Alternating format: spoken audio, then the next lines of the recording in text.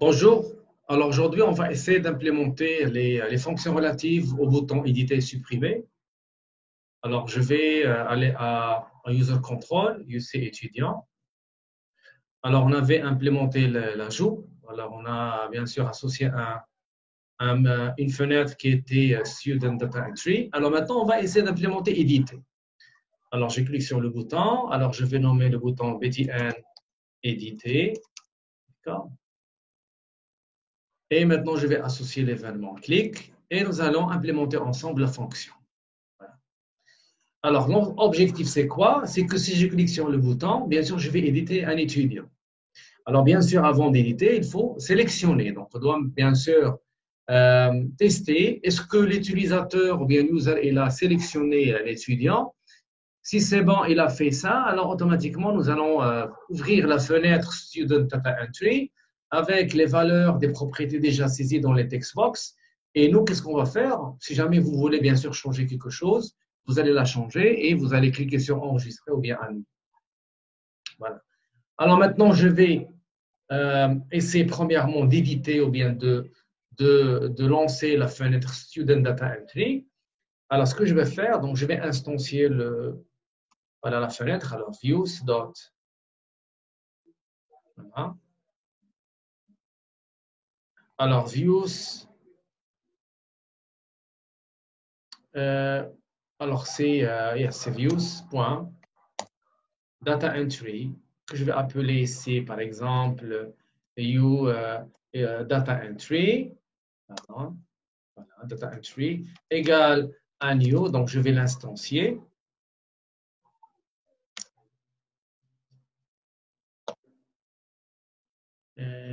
Views. Il y a un problème ici. Je ne sais pas c'est quoi.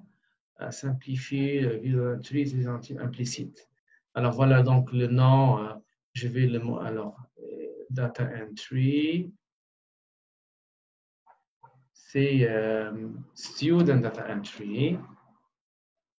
Non, c'est data entry, pardon. Data entry, yes. Alors, data entry, bien sûr, ça c'est le nom du répertoire. Alors, mettre ici views, data entry avec un D majuscule. Voilà, point. C'est un data entry que je vais appeler data entry égale à new. D'accord? New data entry dot ici student data entry. Alors, voilà maintenant la fenêtre. Vous voyez, ça c'est la fenêtre. Et bien sûr, je vais faire fenêtre.show dialog. Et bien sûr, on va afficher. Alors, data entry.show dialog, vous allez afficher la fenêtre. Ça, c'est ce qu'on a fait pour ajouter. Mais seulement maintenant, qu'est-ce qu'on va afficher? On ne va pas afficher les contrôles ou bien les textbox qui sont vides, mais ils doivent contenir de l'information. Quelle information? L'étudiant qu'on a sélectionné. D'accord. Alors, je vais vous montrer. Donc, je vais lancer l'application, démarrer. Parce que éditer et ajouter, c'est la même chose. On va afficher la même fenêtre, mais la différence, c'est que lorsqu'on va faire ajouter, les champs ils sont vides. Voilà. Mais si jamais on va faire éditer, les champs ne doivent pas être vides. On doit les remplir avec le genre ou bien l'étudiant qu'on va sélectionner à partir de data grid. Donc, c'est ça la différence. Alors, si je clique annuler, ça marche. Alors maintenant, qu'est-ce que je dois faire, l'utilisateur, qu'est-ce qu'il doit faire? Premièrement, il doit sélectionner et ce qu'on a sélectionné, nous allons l'éditer dans cette fenêtre. Donc, on va essayer d'afficher dans le nom Bakhari 2, dans le prénom Ahmed 2, ainsi de suite. Voilà. Alors, comment on va faire ça?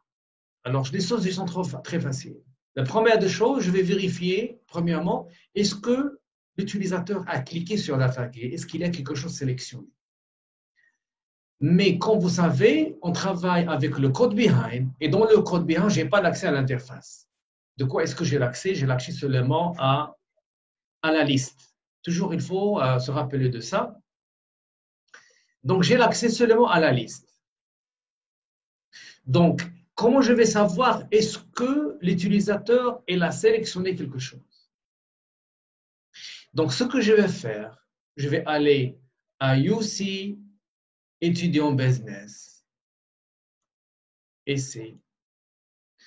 je vais ajouter une propriété, alors propriété de tabulation, que je vais l'appeler étudiant, donc de type étudiant, mais je vais lui donner le nom de, je vais la nommer ici, selected student. Alors ça, c'est une propriété. J'ai créé une propriété. Selected student. Je l'ai créé dans UC étudiant business. Ça n'a rien à voir avec l'interface. Alors, qu'est-ce qu'on a dit? Que l'utilisateur, il va cliquer sur la ligne de data grid. Il va cliquer, mais nous n'avons pas la main. On ne connaît pas exactement est-ce qu'il a vraiment sélectionné ou non. On n'a pas la main à l'interface. La main que j'ai, c'est seulement à la liste. D'accord? Mais je peux avoir la main à cette propriété, d'accord? À la propriété, à cette propriété selected student. Je peux connaître sa valeur. Si jamais je vais l'associer, je vais aller à UC étudiant, d'accord, je vais aller à l'interface et je vais associer, d'accord, cette propriété que je viens de créer, je vais l'associer à selected item du data grid. Parce qu'ici, je suis dans data grid. Alors, je vais faire la liaison entre selected item de data grid avec selected student que je viens de créer dans le UC business. Il n'y a pas de relation, je vais mettre la relation ici. Je vais dire ici item, selected item. Alors, data grid possède une propriété selected item que je vais lier, I will bind with selected student que j'ai moi créé dans le business de étudiant. Alors maintenant, selected item du data grid is binded with selected student, which is a property of the business class UC étudiant business. Si selected item change de valeur, selected student va aussi changer de valeur parce qu'ils sont liés. D'accord? Donc, parce qu'il y a une liaison. Alors, je vais aller maintenant à UC étudiant business. Alors, elle est là. D'accord? Alors, bien sûr, après, je vais vérifier est-ce que ça marche ou non. Je vais aller à student.xaml.cs là. D'accord? Et bien sûr, ici, qu'est-ce que je vais éditer? Je vais éditer l'étudiant. Et quel étudiant? L'étudiant que je sélectionné. C'est qui? C'est selected item du data grid. Mais ce selected item de data grid, elle est déjà liée avec selected student que j'ai créé dans student business. Alors, je vais venir ici et je vais chercher. Alors, moi, je ne connais pas l'interface. Ce que je connais, c'est UC business de l'étudiant. D'accord? Donc, ici, je suis à UC étudiant.xaml.cs. Alors, je vais essayer de récupérer le business student comme on a fait l'autre fois ici. D'accord? Je vais récupérer, CTRL-C, ici. Alors, je peux venir ici, CTRL-V. Alors, ici, je récupère le BS. C'est qui le BS? C'est this.dataContext. Alors, le BS de type UC étudiant business va être égal au data context de this qui est user control. Donc, si je vais exécuter ici, je vais récupérer le BS. Et si je récupère le BS, effectivement, je peux récupérer selected étudiant. Donc, si l'utilisateur clique sur le genre de data grid dans la ligne, selected item de data grid va changer de valeur parce qu'avant il est nul, il va devenir l'étudiant. Et puisque selected étudiant is binded with this property, automatiquement selected student will be not null. Donc on va vérifier. Alors regardez, je vais faire if quoi? If bs.selected étudiant est différent maintenant de nul, is not equal to null ici, est différent de nul. Qu'est-ce que je vais faire? Je vais exécuter ce code. CTRL X, CTRL V. Voilà, je vais exécuter le code. Sinon, je vais mettre ici un message box. Je vais écrire par exemple message inbox. Voilà. Message box, je vais écrire please select student. Please select one student. Select a student. Voilà. Alors ici, je dois ajouter normalement message box. Je vais venir ici. Parce que ça, c'est une classe. Alors, je vais voir, donc, message box, je suis dans les autres. Alors, je vais sélectionner, je vais lui dire un message. Alors, on va voir ensemble ici. Alors, je clique sur le BTN étudiant, BTN édité. Je récupère le business de ce user control, this point data context. Je récupère le data context qui est à manger. Je le transforme en type user étudiant, user business, et je le connais déjà parce qu'il est de type. Je l'affecte à BS. Je vais voir la propriété selected étudiant, est-ce qu'il est nul ou non. S'il est nul, je ne fais rien, je vais afficher un méchant. S'il n'est pas nul, je vais afficher. Alors, je clique sur démarrer.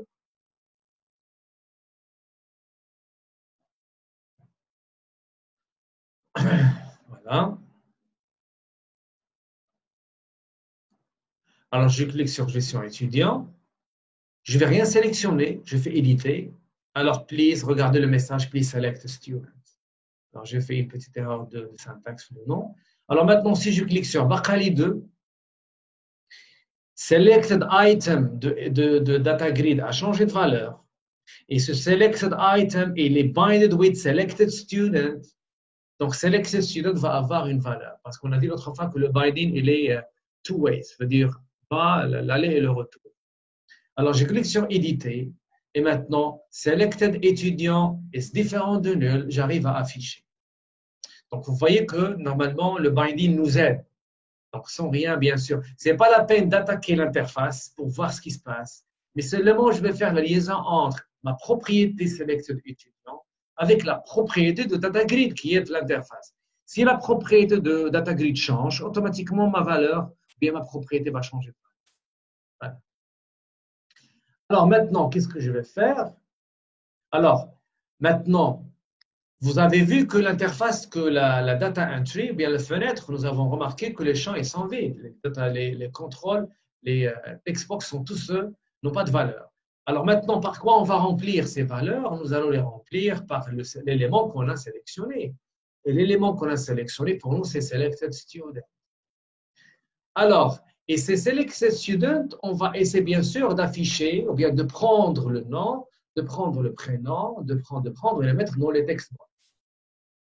Mais on sait tous que la fenêtre Student Data Entry, ces textbox-là sont déjà liés avec le nom de l'étudiant, le prénom de l'étudiant, ainsi de suite. Ils sont déjà liés. Alors, si jamais je donne à cette fenêtre l'étudiant, et cet étudiant, qu'est-ce qu'il contient? Il contient le nom, le prénom, ses propriétés. Je suis sûr que cette interface va être remplie automatiquement. Parce que déjà, les textbox ils sont liés. Ils sont liés avec des propriétés, le nom, le prénom, ainsi de suite. Mais si je donne le lieu où se trouve le nom, le prénom, à cette fenêtre, il va prendre les valeurs. Donc, je dois déterminer le data context de cette fenêtre. Et qui va être le data context? Alors, le data context va être selected student. Alors, je vais dire data entry dot data context equals à bs dot selected student. Je donne à data context selected student. Que veut dire ça? Ça veut dire que je dis à data entry, d'accord, tous les contrôles dont vous avez peuvent bénéficier de n'importe quelle propriété qui se trouve dans selected student. Data entry, qu'est-ce qu'il va dire? J'ai un contrôle qui s'appelle, j'ai un contrôle, un textbox qui est lié avec le nom. Donc, il cherche le nom. Il va le chercher où? Il va le chercher dans selected student. Il va le trouver. Il va prendre la valeur. Il va l'affecter dans son texte. D'accord? Alors, je clique. Maintenant, on va vérifier démarrer. Donc, les choses sont faciles.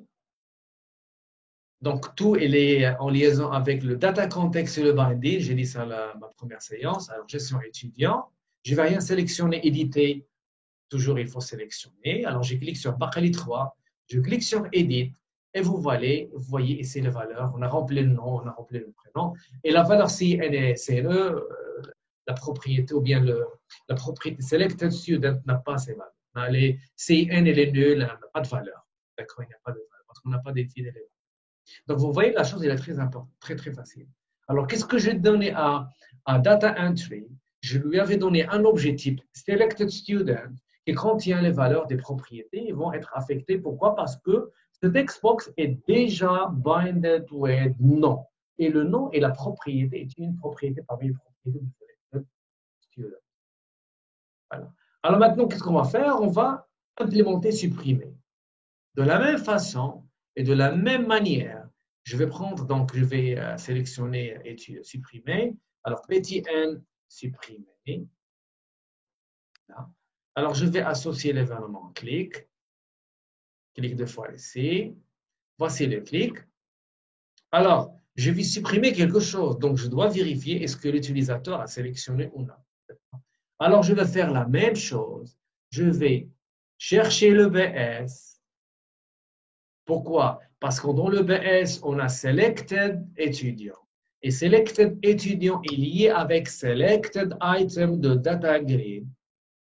Alors, si Selected item de Data Grid n'est pas nul, veut dire que Selected étudiant aussi n'est pas nul.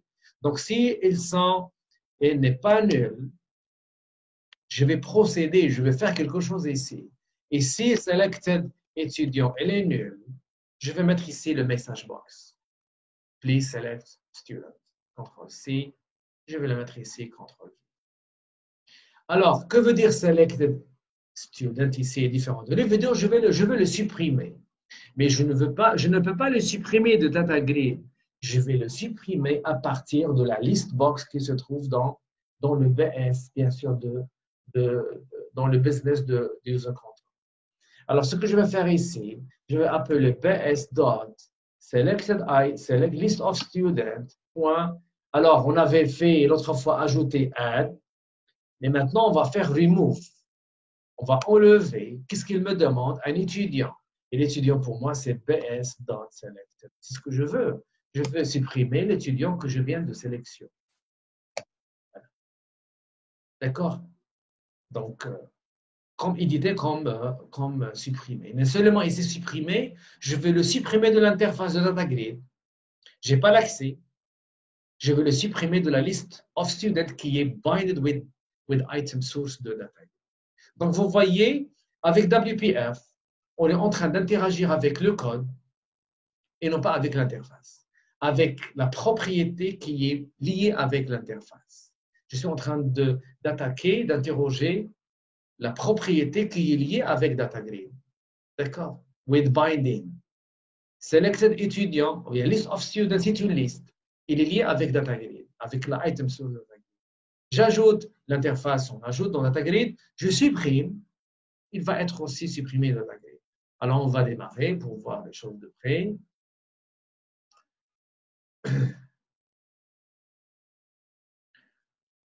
Voilà.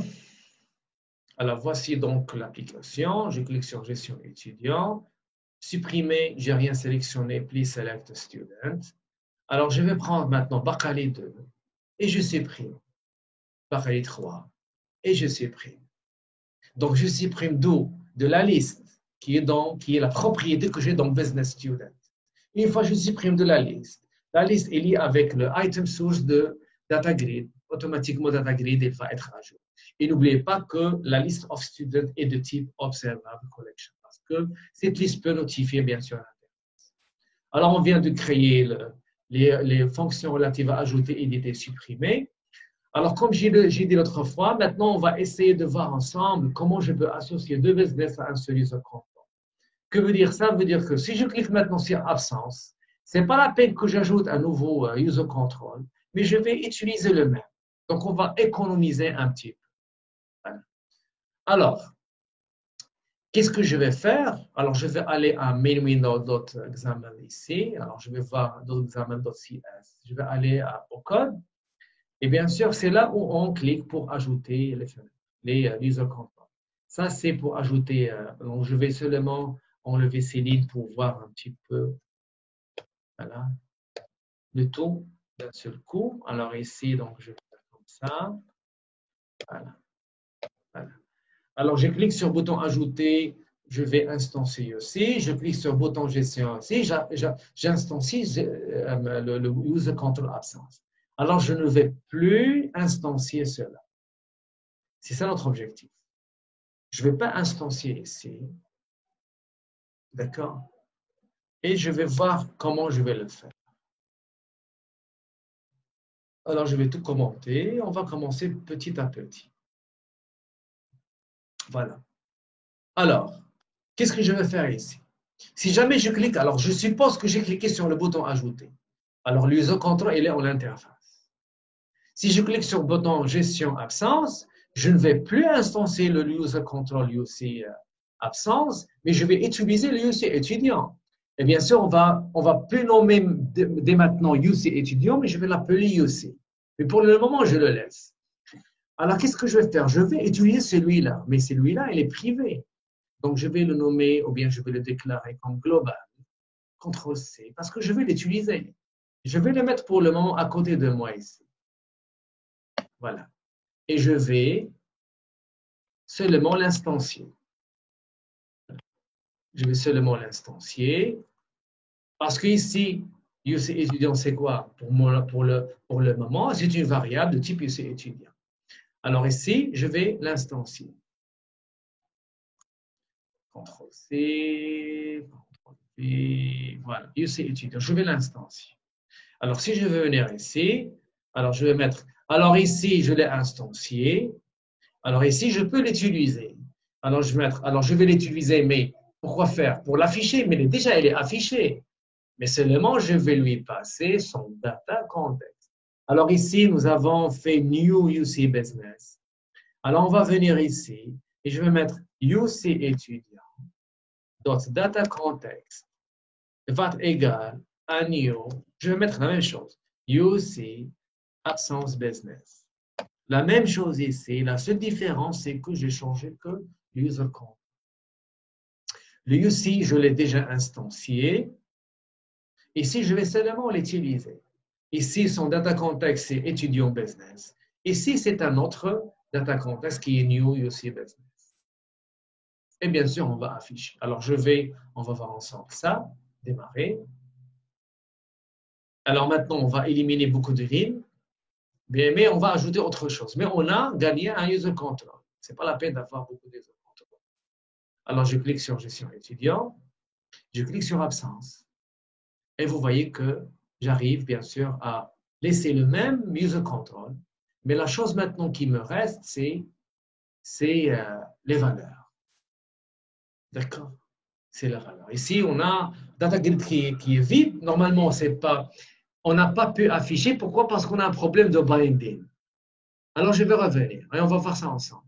Parce que cette liste UC, cette data grid, son item source is binded with list of students. Et le data context ou bien de UC absence, on n'a pas une propriété qui s'appelle list of students.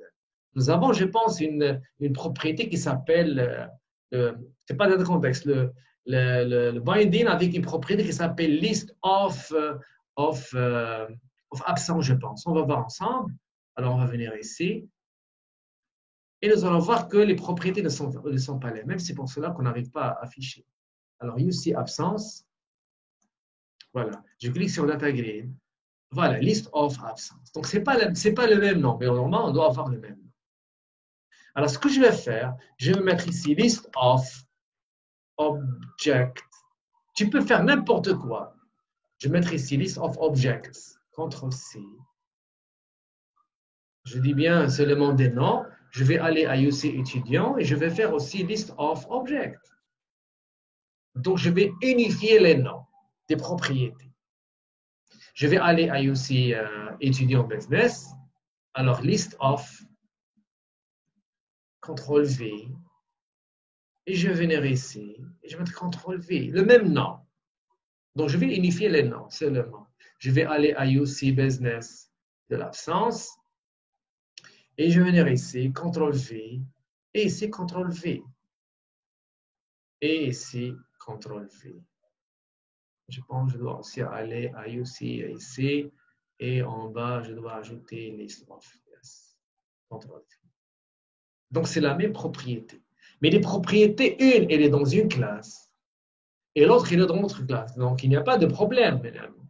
Il n'y a pas de commun, si je veux dire. Ça, c'est une autre classe. Et ça, c'est une autre classe. D'accord? Donc, on peut nommer de la même façon les propriétés. On n'a pas de problème. Parce qu'une fois j'instance ici, une fois j'instance. Alors non, ici j'ai un petit problème. Alors, list of, bien sûr, je dois mettre CTRL V. Alors là où il y a list of, je dois bien sûr les changer. Voilà. List of. C'est plus list of, mais c'est list of. Voilà. Je vais démarrer.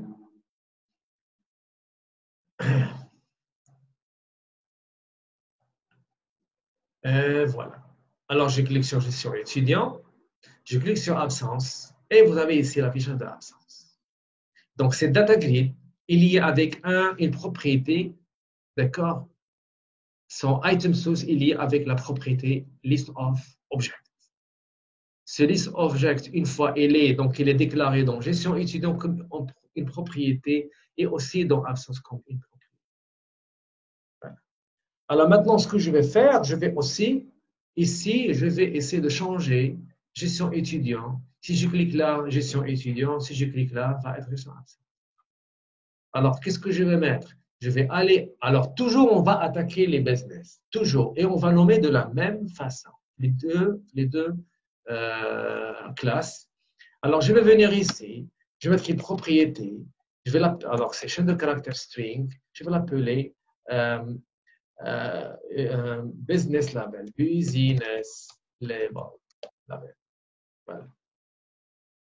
Et cette business label ici, CTRL-C, une fois que je vais lancer le constructeur, il va recevoir la valeur de gestion à absence. Voilà. Et je vais prendre cette propriété, je vais aller à UC étudiant et je vais aussi mettre la même chose.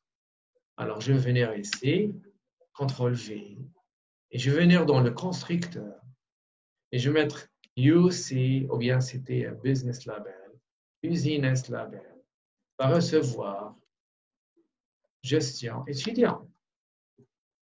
Donc, ce n'est pas la peine de donner la valeur en mode design parce qu'il va être changé automatiquement.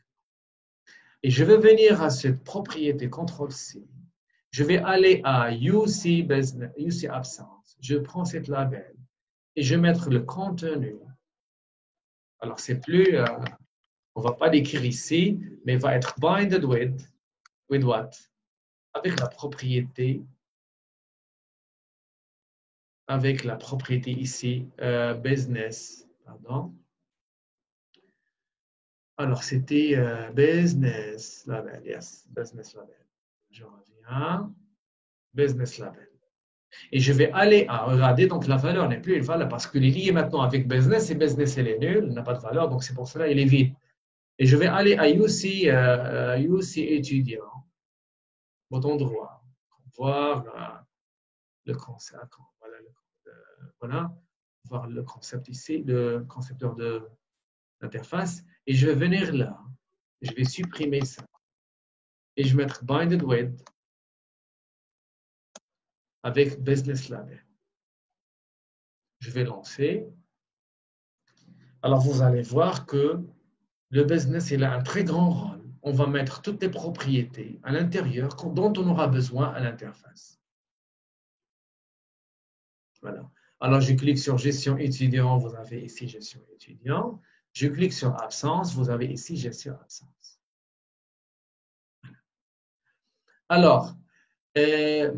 Alors maintenant, ce que je vais faire, je vais essayer maintenant de changer cette data grid par listbox. D'accord? Donc, je vais changer la data grid par listbox. Et qu'est-ce qu'on doit faire aussi? on va essayer, parce que ici, si je clique sur gestion étudiant et tu cliques sur ajouter, alors vous allez ajouter ça. Donc, vous allez afficher une fenêtre.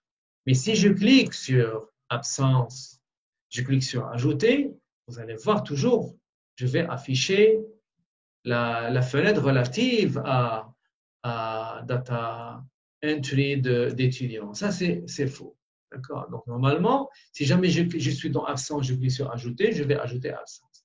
Alors, ce que je vais faire, je vais cliquer sur gestion étudiant, je vais changer les noms des boutons, ou bien les captions, contents.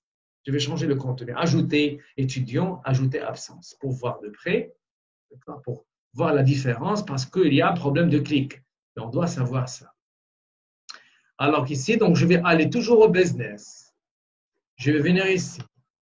Toujours propriété. Donc, toujours propriété. Alors, string, je vais l'appeler add button. D'accord? Ça, c'est la propriété add button, type string. Propriété edit. Propriété, pardon, c'est string. Et string, on va mettre ici edit button. D'accord? Voilà, c'est une propriété. Et je vais mettre ici prop. String. Je vais mettre ici delete button. Alors, ils sont tous des variables, des propriétés type string. Alors, ce que je vais mettre ici, voilà, je vais venir ici ici, je vais mettre ici button, edit button, ou bien c'est add button. Add button equals to ajouter étudiant. Je vais mettre ici edit button equals to éditer étudiant. Voilà. And the last one is delete button equals to supprimer, student, supprimer, étudiant. Voilà. De la même façon, je vais prendre ces trois, ou bien je vais prendre ces trois premiers.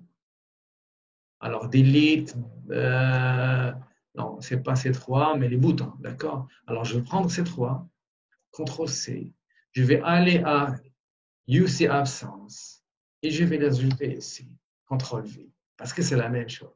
Je vais revenir à UC business, je vais prendre leur valeur qu'on va affecter, CTRL-C, je vais aller UC business, je vais les ajouter en constructeur, mais seulement je vais mettre ici absence.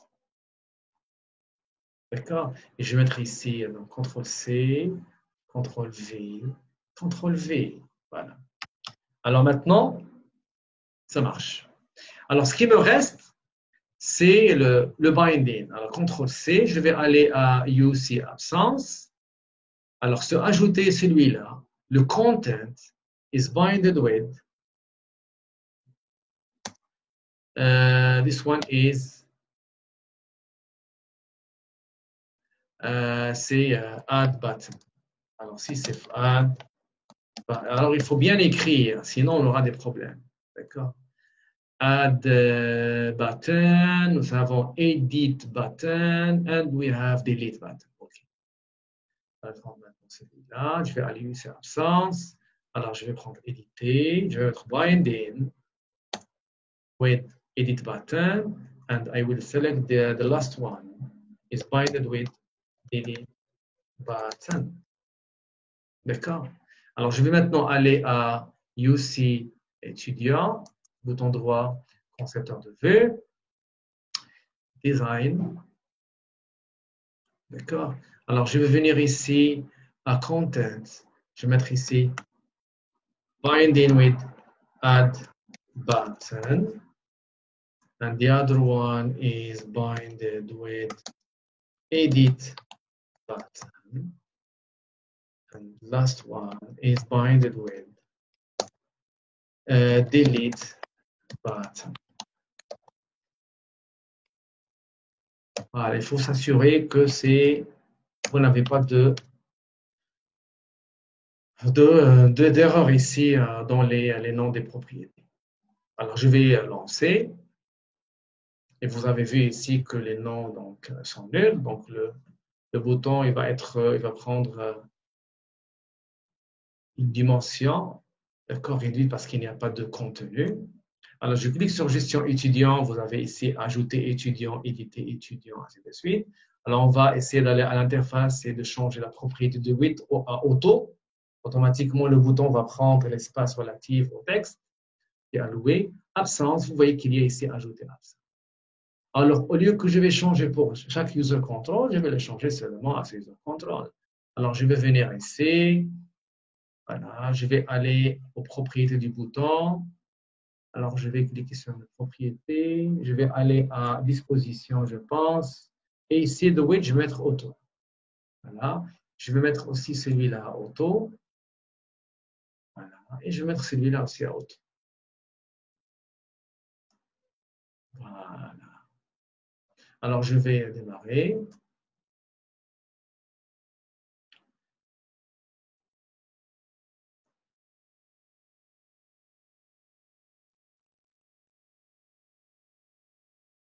Voilà. Alors, je clique sur gestion étudiant. Voilà, ajouter étudiant, éditer étudiant, ainsi de suite. Je clique sur absence de la même façon. Alors ici, je vais essayer de fixer le width le maximum possible pour qu'on ne puisse pas avoir ce problème de bouton avec différents widths. Donc, on peut le faire, c'est facile. On va fixer, par exemple, à un certain à 40 ou bien à 50 ici. On ne va pas avoir ce problème. Alors maintenant, la chose qu'on doit essayer de résoudre, c'est si je clique sur ajouter étudiant, je vais afficher data entry relative à étudiant. Mais si je clique absence ici, je clique sur ajouter absence, je ne dois pas afficher cela, mais je dois afficher une autre data entry relative à absence. Alors, je vais ajouter l'absence, data entry de l'absence. Nous avons seulement le ID. Alors, je vais la faire seulement pour vous montrer comment on va. Une fois, je vais afficher data entry, une fois absence. Alors, je vais aller à data entry, right-click, ajouter. Je vais ajouter une autre fenêtre WPF et qui va être absence data entry.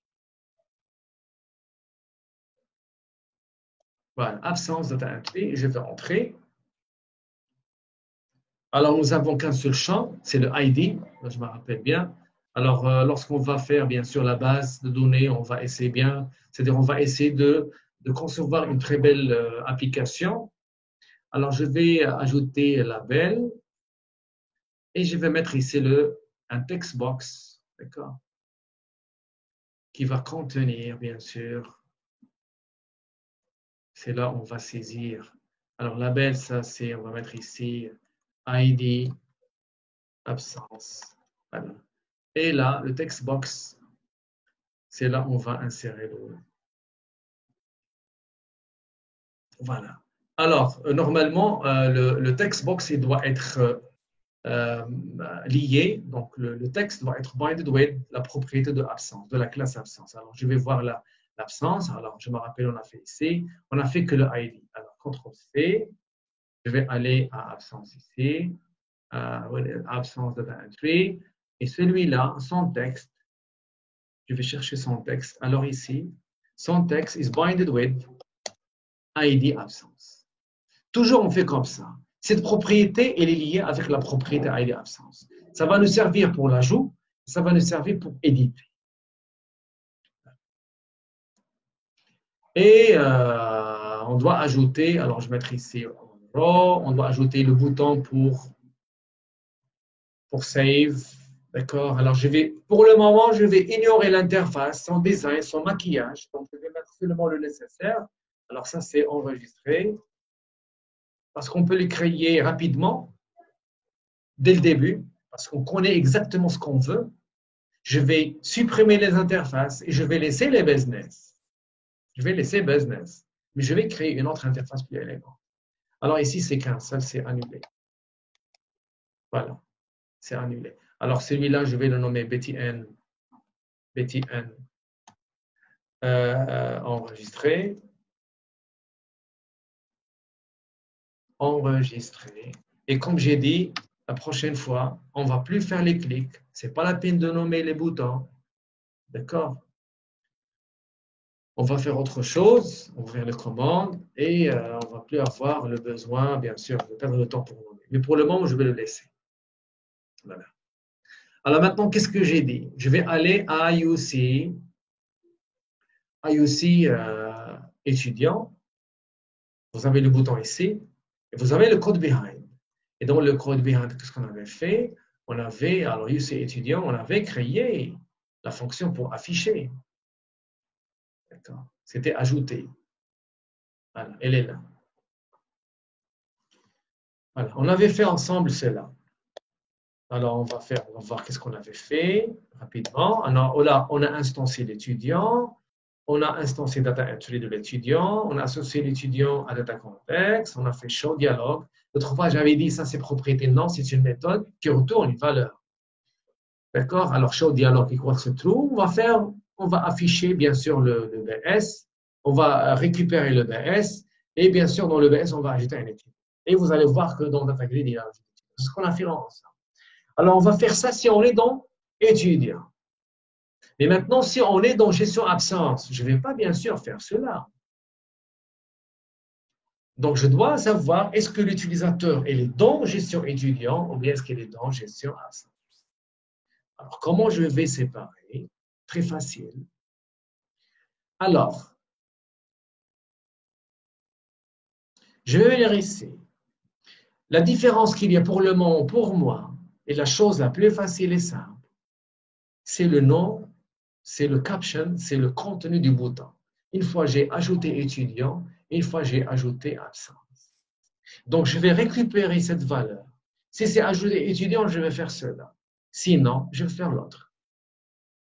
Alors, comment je vais vérifier? Alors, comment je vais récupérer le contenu du bouton? Donc, je dois savoir le bouton. D'accord? Je dois savoir le bouton. Alors, normalement, cette fonction, qui l'a appelée? C'est le clic du bouton. C'est le clic du bouton. Alors, tu cliques. Si tu cliques, tu appelles à cette fonction. Donc, je vais dire à BTN ajouter étudiant qui t'a appelé. Celui qui l'a appelé, ce qu'on appelle le sender.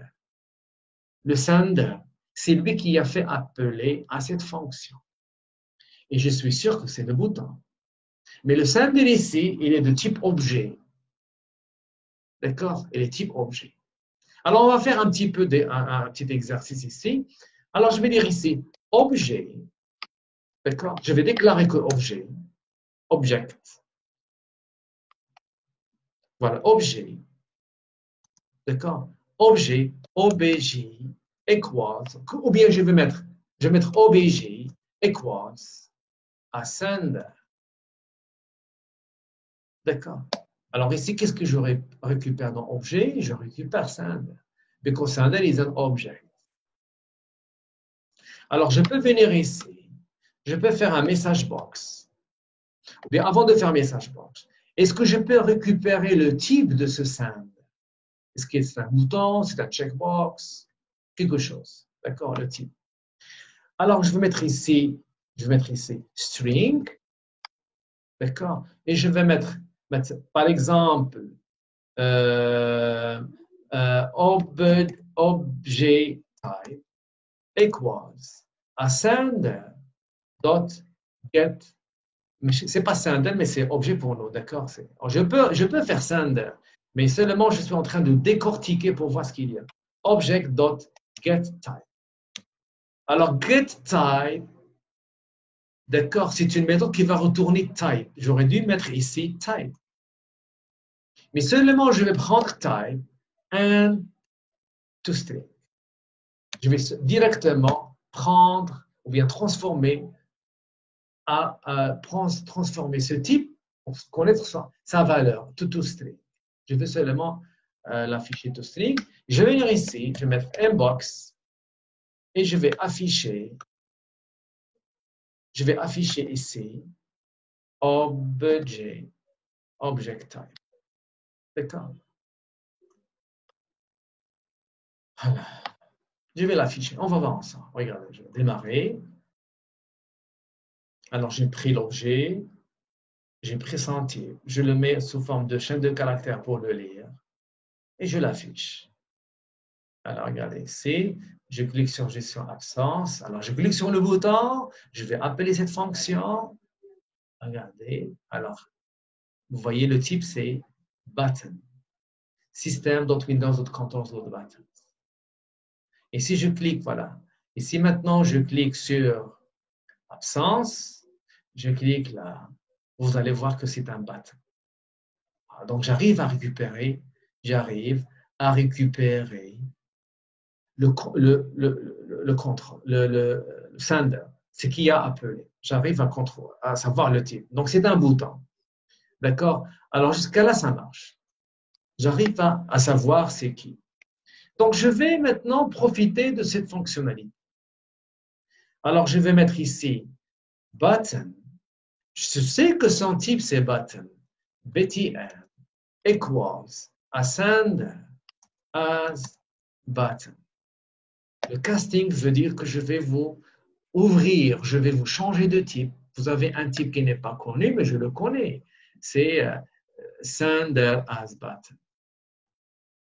D'accord? Sender as a button. Sender is of type object. But son vrai type, c'est bouton. Donc, je le transforme as button.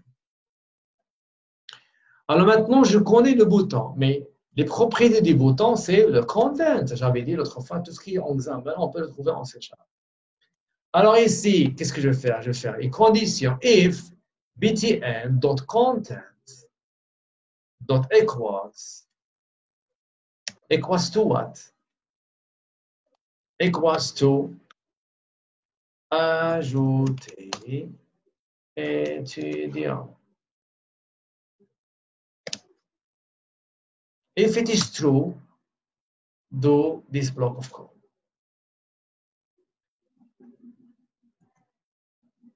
Voilà. Si le contenu de ce bouton qui est appelé à cette fonction, si le contenu du bouton qui est le sender, que je le transforme en un bouton, bien sûr, contient ajouter étudiant, faites-moi ça. Else, puisque j'ai que 2, je vais faire views, je vais faire ici, views, dot, data entry, dot, absence data entry, abs, absence data, equals a new absence. Voilà. Et je vais mettre ici absence data, dot show dialog. Voilà. Donc, très facile. Show dialog, show dialog. Yes, show. Alors, je vais lancer.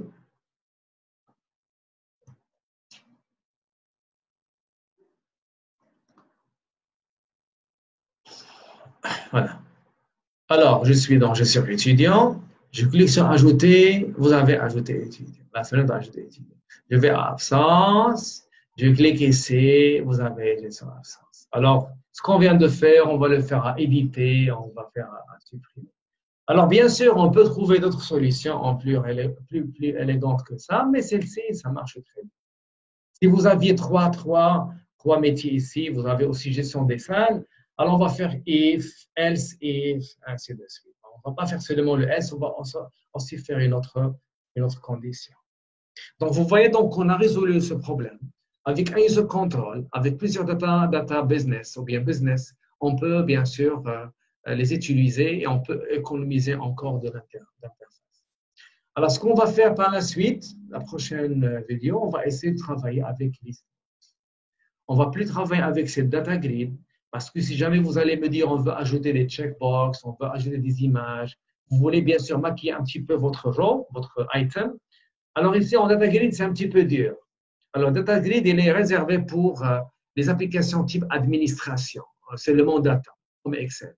Mais si vous voulez faire des items comme Facebook ou bien comme LinkedIn, alors bien sûr, vous aurez besoin d'autres contrôles. Et le contrôle qu'on va faire ensemble, c'est Listbox. Alors, j'arrive à la fin. Merci pour votre attention.